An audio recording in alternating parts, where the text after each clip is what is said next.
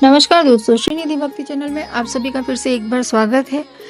आज मैं आप लोगों के लिए जो कहानी लाई हूँ उसमें मैं आपको कुंभकर्ण को इतनी नींद क्यों आती थी उसके पीछे की कहानी सुनाऊंगी। कुंभकर्ण के बारे में तो हम सभी जानते हैं कि रावण जो लंकापति थे उनके वह 3 भाई थे, रावण, कुंभकर्ण और विभीषण। रावण जो कि लंकापति थे, विभीषण उनके छोटे भाई जो कि राम भक्त थे, और कुंभकर्ण के लिए ऐसा कहा जाता है कि वह 6 महीने सोते थे और 6 महीने जागते थे। तो वो इतनी नींद उन्हें क्यों आती थी, इसके पीछे की कहानी जो है वो आज मैं आप लोगों के लिए लाई हूँ। लेकिन कहानी शुरू करने से पहले मेरा आप लोगों से निवेदन है कि अगर आप लोगों ने मेरे अभी तक इस चैनल को सब्सक्राइब नहीं किया है तो बेल आइकन को प्रेस करके मेरे इस चैनल को सब्सक्राइब करिए, ताकि आने वाली कहानियों के नोटिफिकेशंस आपको मिलते रहे।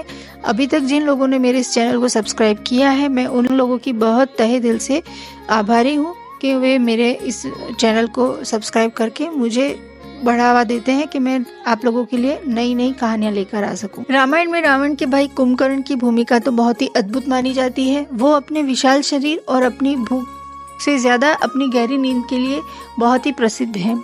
माना जाता है कि राक्षस वंश का होने के बावजूद कुंभकर्ण बुद्धिमान और बहादुर थे।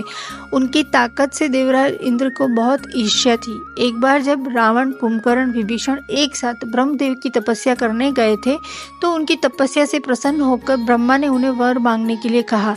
लेकिन वहीं दूसरी ओर इंद्र देव को डर था कि कहीं कुंभकर्ण वरदान में उनका स्वर्ग सिंहासन ही ना मांग ले।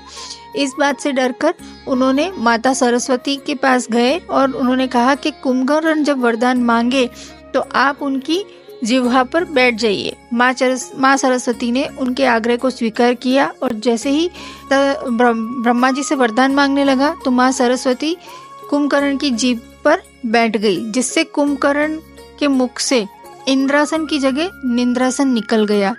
इससे पहले कि कुंभकर्ण अपनी गलती का एहसास होता, वह अपनी गलती को सुधार पाता, ब्रह्मा जी तथास्तु बोल चुके थे। इसलिए रावण सब कुछ समझ गया और उसने ब्रह्मा जी से उनके दिए हुए वरदान को वापस लेने के लिए कहा। ब्रह्मा जी ने कहा कि कुंभकर्ण 6 माह सोएंगे और 6 माह तक जागेंगे।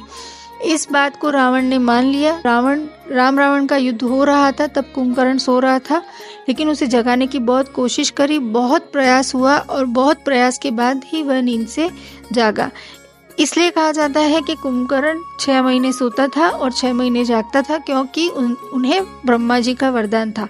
और इस तरह की आने वाली कई रोचक कहानियां मैं आप लोगों के लिए लेके आने वाली हूँ। लेकिन अगर आप लोग मुझे कुछ सुझाव दें कि आपको किस तरह की कहानियाँ चाहिए तो मुझे अपने वीडियोस बनाने में आसानी मिल सके, सब्सक्राइब कीजिए और मुझे कमेंट करके बताइए कि आपको और किस तरह की कहानियाँ चाहिए। जय श्री कृष्णा, जय श्री श्याम।